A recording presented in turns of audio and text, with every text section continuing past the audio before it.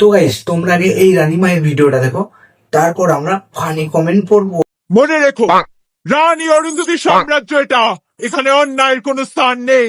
জয় জয় রানী মা, জয় জয় মা রানী মা, জয় জয় মা, জয় জয় মা। রানীমা না না, হাতিমা।